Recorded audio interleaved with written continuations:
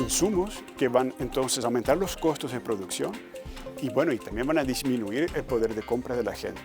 La gente se va a dar cuenta de esto en un momento dado y va a pedir entonces un reajuste de sueldos.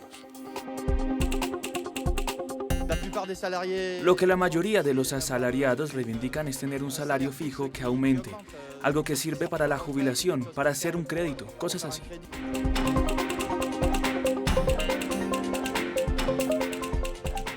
Bienvenidos a una nueva edición de Francia en Foco. En los últimos meses, los precios han ido en aumento en Francia. Según el INSEE, el Instituto Nacional de Estadística y Estudios Económicos, la inflación alcanzó un récord de 3,6% en un año, un nivel que no se veía desde hace 3 décadas. Esto puede deberse a la reanudación de las actividades después de 2 años de pandemia y al alza de los precios de la energía, agravada ahora por la guerra en Ucrania. Un ejemplo claro de la inflación es el precio de los combustibles que no para de subir. El país también vive la aceleración del precio de los servicios, de los productos manufacturados y también de los alimentos. En el siguiente informe les contamos cómo los franceses se están preparando para enfrentar estos aumentos. Caroline Robin trabaja en la administración universitaria en la ciudad de Poitiers, en el oeste del país. Forma parte de los franceses que se levantan temprano para tomar el tren. Desde que los precios se dispararon en las estaciones de gasolina, su vehículo se queda en el garaje. Se trata de la gasolina, del desgaste del vehículo. Cuando tenemos más de 50 kilómetros por recorrer, creo que está claro. En la ciudad de Lens, en el norte de Francia, se reparten tarjetas de 30 euros para ayudar a pagar la gasolina, una medida apreciada por los habitantes. Es caro, yo soy una empleada doméstica, así que pongo mucha gasolina cada mes, más de 200 euros, nos van a hacer bien. Sin condiciones, la alcaldía ha desbloqueado esta financiación por unanimidad.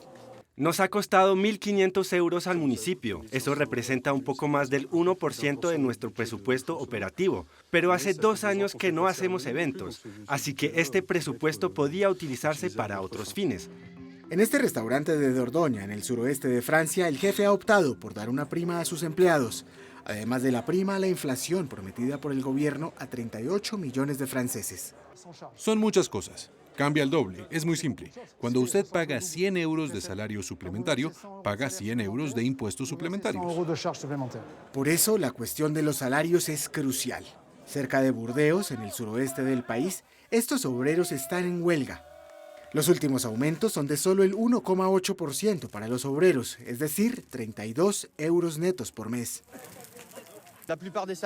Lo que la mayoría de los asalariados reivindican es tener un salario fijo que aumente, algo que sirve para la jubilación, para hacer un crédito, cosas así. En 2022 los salarios podrían aumentar de un 2 a un 3%, pero no es seguro que esto sea suficiente para paliar la inflación. Nos acompaña Gabriel Jiménez Roche, él es doctor en economía y profesor de macroeconomía en Neoma Business School. Profesor, gracias por estar con nosotros en France 24. Muchísimas gracias a ustedes. Profesor, ¿es una mala noticia para los hogares franceses esta alza de los precios? ¿Qué puede pasar con la energía, con el gas, con el petróleo y ahora ampliado por la situación de lo que está ocurriendo en Ucrania? Sí, por el momento, hasta antes de la guerra, la situación no era tan mala. Francia era el país que tenía menos inflación en toda la Unión Europea, en toda la zona euro. Sin embargo, esa inflación se está acumulando, está aumentando un poco ya, y ahora con la guerra, efectivamente, ese cúmulo de precios puede aumentar aún más y puede ser más persistente. Pero quisiera explicar primero una cosa. ¿Qué es la inflación? O sea, el problema de la inflación de precios, es siempre una consecuencia de la cantidad de moneda en circulación en la economía. O sea que durante el periodo del COVID, varios países, la zona euro, Estados Unidos, Japón, inyectaron moneda para poder sostener la economía durante ese periodo de inactividad y de recuperación. El problema entonces es cómo ese dinero va a circular en la economía, cómo va a ser redistribuido. Y ahí entonces tenemos el problema de los vectores de precios, vectores de inflación, que son el petróleo, el gas, la energía en general y los bienes, commodities, las materias primeras. Y eso es lo que, como la gente necesita. Son los que influencian los demás precios. Exactamente. Son los insumos que van entonces a aumentar los costos de producción Y bueno, y también van a disminuir el poder de compra de la gente. La gente se va a dar cuenta de esto en un momento dado y va a pedir entonces un reajuste de sueldos. A inicios de este año, el primer ministro anunció ayudas para los franceses, sobre todo para aquellos que tienen largos kilómetros de desplazamiento y también ayudas en el pago de las facturas. ¿Realmente las ayudas son suficientes para lo que está pasando y para lo que se viene? Bueno, después depende de cada hogar, pero normalmente estos también son vectores de inflación.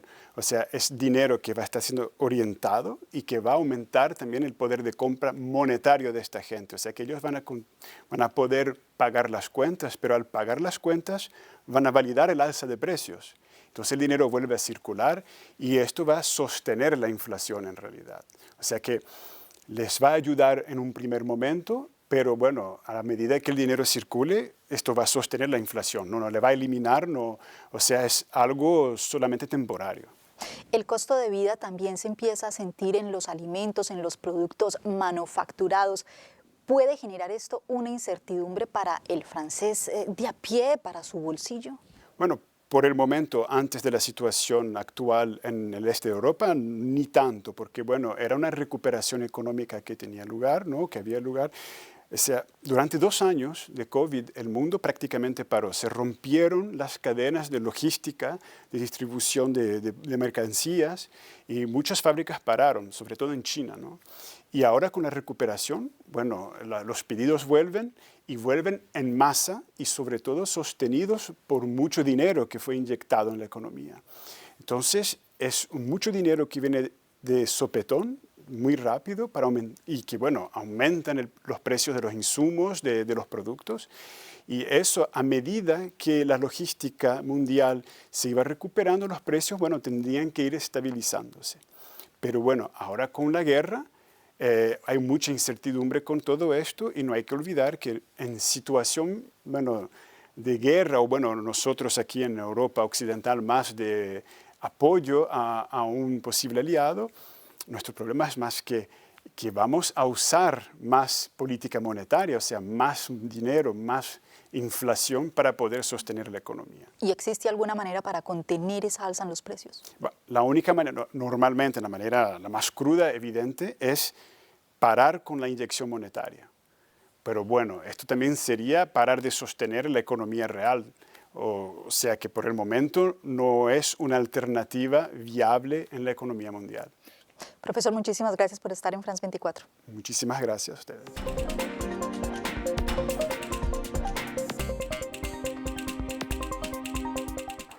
Ante el aumento de la inflación, el poder adquisitivo es ahora un tema prioritario para los franceses y es tema además esencial en la campaña presidencial que está en curso. Justamente desde nuestro último episodio de Francia en Foco hemos venido mostrándole los perfiles de los candidatos al Elíseo. Hoy hablamos de la candidata socialista Anne Hidalgo.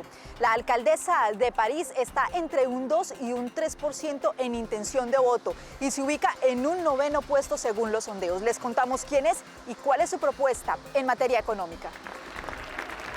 Franco-española, de 62 años, la socialista Anne Hidalgo es la primera mujer alcaldesa de París y quiere ser también la primera presidenta de Francia. Llegó al país cuando tenía 2 años, hija de inmigrantes socialistas y un abuelo castigado por el franquismo. A los 14 años obtuvo la doble nacionalidad y se cambió el nombre de Ana a Anne. Estudió Derecho mientras trabajaba como niñera. Luego se convirtió en una inspectora laboral. Desde que llegó a la alcaldía de la capital, ha liderado la Revolución Verde. Medidas sostenibles como el uso de la bicicleta le han valido aplausos y también un fuerte rechazo. Ha tenido que enfrentar los atentados terroristas del 13 de noviembre de 2015, las manifestaciones de los chalecos amarillos, la huelga en los transportes públicos y el incendio de la Catedral de Notre Dame. Ahora el camino al Elíseo para esta autodeclarada feminista, socialdemócrata y ecologista no está despejado. Está debilitada en las encuestas a la presidencia, lejos de llegar a la primera vuelta. Entre su programa de 70 propuestas, promete aumentar el salario mínimo en un 15%, es decir, 200 euros netos más al mes. Lo he dicho y lo repito, el nivel de los salarios en Francia es extremadamente bajo. No permite, y lo vemos hoy con esta cuestión del poder adquisitivo, que nuestros conciudadanos se alojen dignamente. Defensora de la Unión Europea y por su historia también lo ha sido siempre de las políticas migratorias y de asilo, como se ha visto en sus declaraciones sobre Ucrania. Propongo, amigos míos, que iniciemos un procedimiento acelerado de adhesión de Ucrania a la Unión Europea. Allí debe ser nuestra respuesta. Ahora, entre los principales candidatos de esta ala, no se llega ni al 20% de los votos en total. Otro de los candidatos a la presidencia de Francia es Fabien Roussel, secretario del Partido Comunista francés. La expectativa en intención de voto es por ahora de un 4%, según 3 firmas encuestadoras que lo ubican además en el 7º puesto según los sondeos. Les contamos cuál ha sido su trayectoria y cuál es su propuesta en materia económica. Desde hace 15 años, Francia no tenía un candidato comunista a la presidencia. Nacido en una familia de la misma línea, Fabien Roussel, de 52 años, y de Béthune, en el norte de Francia, es periodista de formación, diputado y secretario del Partido Comunista francés. Un movimiento que ha perdido en las últimas décadas influencia en la política francesa. Entre sus 180 propuestas se destaca el aumento del salario mínimo. Casi un alza del 20% sobre el salario actual. Propone además reducir las horas de trabajo de las 35 actuales a 32, garantizar una pensión mínima de 1.200 euros netos y una jubilación a los 60 años y no de 62 como es actualmente. Quiere triplicar el impuesto de las fortunas y nacionalizar empresas eléctricas y grandes grupos económicos. Recuperaremos el poder sobre nuestra herramienta industrial, sobre Peugeot, sobre Renault, y reubicaremos aquí en el país la producción de nuestros vehículos. En cuanto a la guerra en Ucrania, condena la elección de las armas, apoya la acogida de los refugiados y las sanciones económicas a Rusia. Es necesario poder desplegar un componente de sanciones cada vez más fuerte para poder asfixiar y cerrar a Vladimir Putin y obligarlo a sentarse a la mesa de conversaciones para un alto el fuego, incluso sobre la cuestión energética. Esto plantea la cuestión de la soberanía energética de Francia y de Europa. Aboga por una reconstrucción de la Unión Europea y exige la salida de Francia de la OTAN. Por ahora, la expectativa de voto para este aspirante, etiquetado en la izquierda, lo deja lejos de estar en una primera vuelta.